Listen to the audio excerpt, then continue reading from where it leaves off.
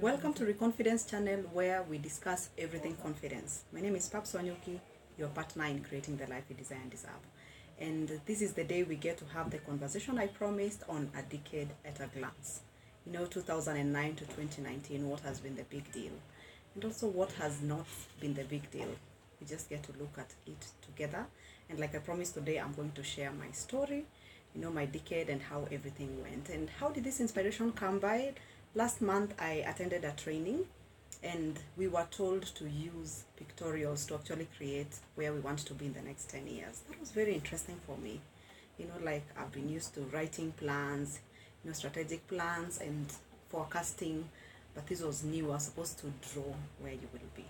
And I think those illustrations were very powerful images in a way that they made me become intentional to just choose what I want to see, the pictures of my life in future. And that is what I would want us to discuss later, like when we shall be having the Facebook Live. That will be on Monday. Please make sure you log in. That is 6 to 7, and also inform your friends and your networks to just come on, so that we can have this conversation together in terms of forecasting and projecting the next 10 years, and of course to look at also how do we start strongly and confidently, and also to look what do we want to see then, how do you want to feel then, what do you want to have then. We shall just have this interesting conversation. But for today, I want to share how my decade has been, and I'm going to share a thorn and a rose that happened in every year. That is from 2009 to 2019. Good. And so I have listed my list here so that it can just guide me on this conversation. And how was my 2009? First of all, that is when I was graduating from campus. Yeah, and the reason it's a big deal for me is because I'm that girl who fundraised to campus. I was actually earning 15,000 when I joined campus. So for me, graduating was such a big deal. Just sitting there on a seat that has my name and knowing too well that, this did not come easy. I think it was a very, very inspiring moment for me. And of course, the thorn that I was also encountering by then was the reality that, I was feeling stuck. Yes, I've done my degree, but what next? I'm not happy in the job I am in, or at least it's not bringing out the best of me. I'm not utilizing even the degree I've been going through, because I was doing something totally different. I was doing administration, and my degree was a BA in psychology, sociology, and religion. And so I had this, anxiety and this great desire to just transition to what I really loved, because my degree was actually like the blueprint of what I wanted to do for the rest of my life. And then now I'm in a job that doesn't reflect that. So that was the thorn in my life at that point.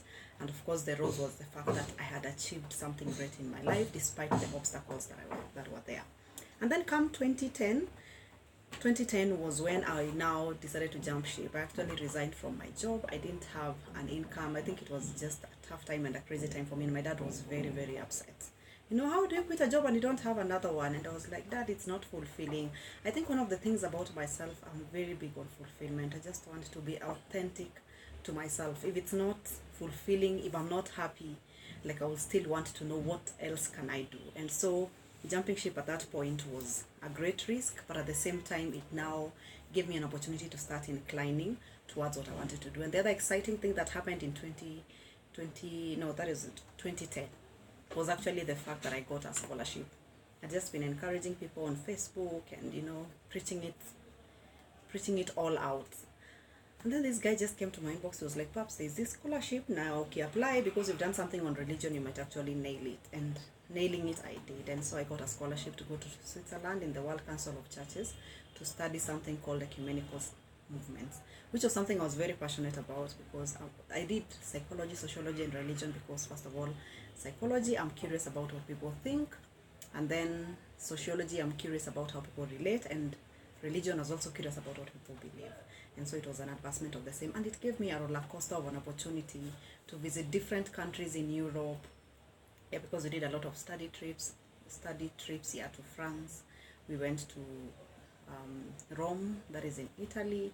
I had an opportunity to go to Amsterdam, go to Sweden. It was such a roller coaster of 5 months. It was so exciting. And then the other thorn, now that I went there in 2011, actually went ahead of myself. So the highlight of 2011, the roses, was meeting James. I actually met James early in 2011. And here we are 7 years later, married. which is has been such an amazing experience. And that is also when I got to actually go to Switzerland and do all those study trips, and it really opened my eyes, in terms of even strengthening the vision I had and the desire I have to see people healed, to see people transformed. Like, my desire was just reignited. But of course, I was a comfort zone person, so when I came back I still looked for a job. That was the following year. And of course, the other thing, 2011, which was the biggest thorn that really pricked my life, was my dad passing on. It was very, very heartbreaking. My dad was my greatest cheerleader. Like, that is the guy who believed in me.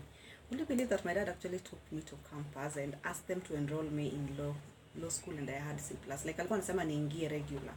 He had so much faith. And he was even saying he will sell our house ndio niende kampo. And my mom was like, kwani atakuja kuishi juu ya mti? Yeah, like, my dad was that crazy.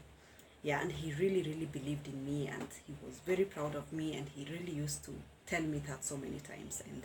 And I think losing him, I actually came to a standstill in my life at that moment, and I was wondering, okay, so why am I achieving all this? Yeah, and I think that was the greatest thorn in my life that I'm still recovering from. These are how many years later? That is from 2011. It's actually going to 8.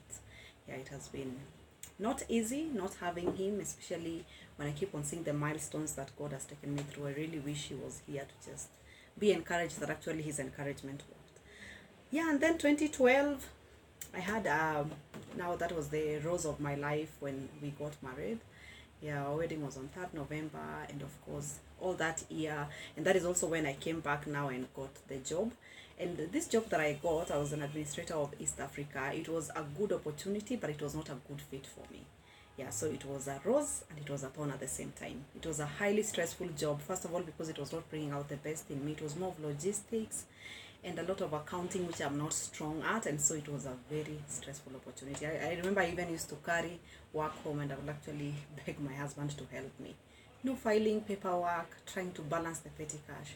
Like, that was not something I was strong at, and that was actually the thorn of 2012. Yeah, and then we go to 2013. What was happening in 2013? My job ended. Yeah, my contract was for 1 year, and of course, we both knew that it was not working. Yeah, my employer knew, and I also knew. And so when 2019 began, they were like, "Paps, we'll have to let you go." I was like, yeah, actually no, I was waiting for this. I want you to repeat. You mixed up. You said 2019 instead of 2013. Right. So just repeat. We both knew in 2013. Okay. Yeah, and so we go to 2013. 2013, that is when my job ended. Yeah, it was mixed emotions. First of all, it was not expressing who I am and also my strengths. But at the same time, I wanted the money, so I was a bit disappointed. But at the same time, it was a relief that I could actually transition to something else that will bring out my strength. But it was a roller coaster in its own. Why? Because now, after I left the job or the work, yeah, when I left that place, everything else just started going down spiral. I was discovered that I had fibroids. I was expectant. And of course, now we had to really transition, which was not easy. We were transitioning churches, but then we were transitioning houses because we're living in an expensive house. We had to go to a more affordable house that is more spacious because now we are expecting a baby. And then now I have fibroids, and it was like a death sentence because I remember the doctor telling me, perhaps you have to slow down. So I had to quit my MBA, which I had started 2 years before. I had to quit. No, I'd actually started in 2011. So I had to quit my MBA. I had to quit work. Like, he told me, you need bed rest for 3 days. You need to choose between the baby and your career. And of course, I was this high-flying career woman. Like, I really wanted to be out there, boss lady. And so quitting was depressive for me. Actually, remember I went for 13 therapy sessions. That was in 2013. It was really tough for me. And so that was the biggest thorn in my life. I think in the highlight of my decade, that was the turning point. Like, it was a serious crisis for me. I'd never been in that place. And of course, so many uncertainties and just learning to surrender to God. It was very tough for me. And of course, the highlight of 2013 was the fact that now, by being indoors, I started researching on the mentorship programs that I do today, because I was like, okay, now that I am here and I'm not going anywhere, why don't I just give it a shot? If it flops, at least God ataona nilitry, and then I can now do whatever else I wanted to do. And so starting out these mentorship programs was born then. I started doing research, putting together the presentations, putting together the curriculums. Like I had a lot of time on my hands, And then come 2014, the baby came. That was on February. Actually, it was a miracle baby. The reason I put my baby here, it's because I was actually that mom who would not have probably had babies. Because I remember seeing the sonographer's look and explanation. The fibroid is this big. Mtoto wako hapa ni mdogo. Like, this baby will just get out. And so please go terminate this pregnancy, and then, you can try later after you've done the surgery.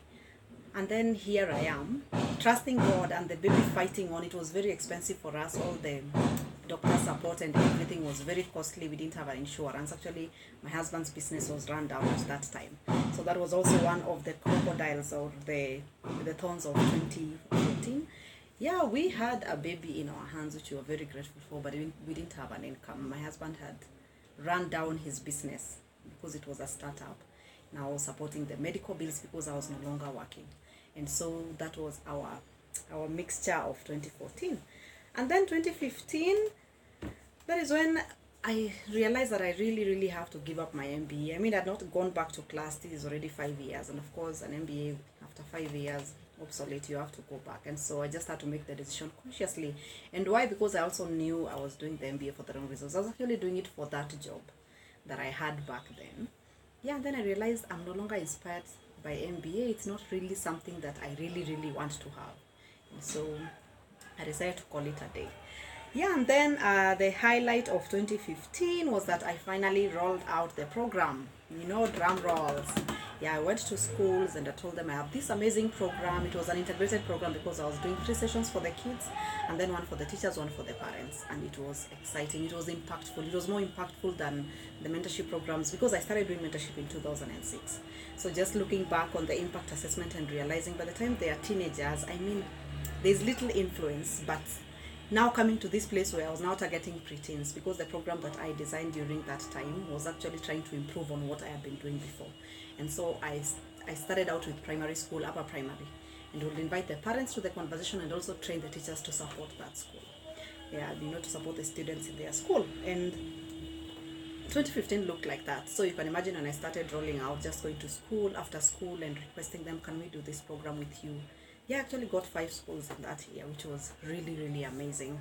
It was just a confirmation that really God wanted me to do this.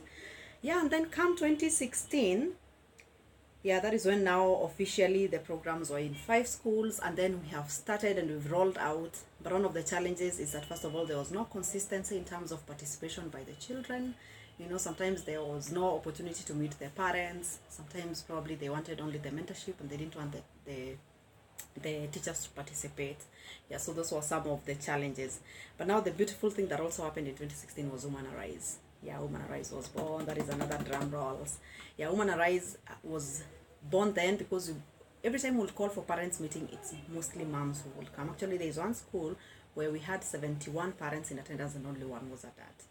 The others were grandmothers and moms. And I remember going back home, I was just asking the Lord, okay, so what is the meaning of this? And I remember the Lord inspiring me with the scripture, a wise woman builds and a foolish woman tears down. And so it just hit me. It doesn't matter whether the man is absent or passive or sometimes even abusive. This woman is whole, and this woman knows what God has called her to do. She would actually be able to influence her generation. So that is when Woman Arise was born. We launched Woman Arise in November. By then we had recruited a program for Hadassah Wives, which is for married women. Yeah, and then later we also started Outstanding Woman. And that has been such a steady program that has really inspired me. We've gone up to Voi. Right now we are in Nairobi and Voi. And that is such a big deal. And then come to 2017. 2017 was also a high year because that is when now I got to get an office in town. I started going on TV, being invited to different TV shows. And the other thing, I also became a certified coach. Just realizing the limitations I had by then and realizing that I needed to improve myself and empower myself more. And for some reason, I couldn't seem to remember a low. I think I was too excited by life then. Yeah, and 2018, drum rolls. Yeah, that is when I got my second baby, Yaniv, which is last year, and it was such a blessing because, like I said, for me, getting babies is always a miracle. When I remember that there are fibroids in here, and then God just decided to bless me with babies. And then it was just a quick conception and everything went well. Like it was just a smooth pregnancy, and then voila, Yaniv was here. And the law of 2018 is my business really went low. You know, now transitioning to motherhood and closing office, because by then I didn't have a stable team to work with me. Yeah, so coming back to restart in 2018 was really challenging, and I'm still on progress concerning the recovery and trying to build everything back. Yeah, and then here we are in 2019, sorry. Yeah, 2019 has also been an year that has roses and thorns, just like the others. And one of the highlights of this year was, first of all, just pushing myself to the next level. Like, one of the things that I have managed to do this year is to put together my book. Yay! Yeah, we're launching a book next year. And of course, you will get to hear all about it. You know, please stay here so that I can keep on having conversations about it, and then, you know, you can just go through it. It's actually a book about confidence. And then the other thing that has also happened, I've managed to finally do my vlog. And the other reason why I'm seated here, like, this has been a big deal for me for the past 2 years. I've always been having so many conversations in my head. I know I'm not so strong in writing as talking, but just coming and talking to a camera has been such a big deal for me, like in terms of being a big obstacle, and I'm glad that I've finally managed to overcome it. Yeah, and so we shall be doing a lot of this in 2020, in the next decade. Yeah, I don't know by 2030 how many we will have done. I think I'm very excited about this. And the law of 2019 was actually a point where both our moms were very unwell. You know, like unwell, like we had figured a place and we're just thinking this is done. My mother-in-law and also my mom at different times, same season but different days. Yeah, and I think it has been a very low for us. You know, just seeing your mother helpless and seeing her just going to the worst depths, and just seeing them lying there, and the only thing you're doing is to hope in God and trust God. And I think that has been very heartbreaking this year. And I just thank God that right now, as we are winding up the year, God has revived them. Everything is not yet perfect, but we are really grateful because we have actually seen God do what we can't do. Yeah, and that is my decade at a glance. And so I would want to also hear your story.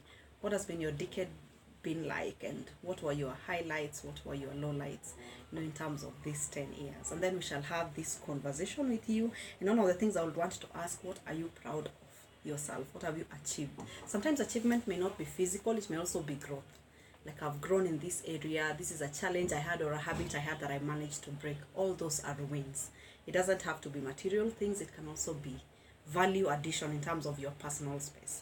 And so what are you proud of, and also what are your thorns and roses? That we have shared mine. And the other thing, how have you grown? How have you grown? What are the areas you feel you've actually made progress in terms of personal development, in terms of who you are?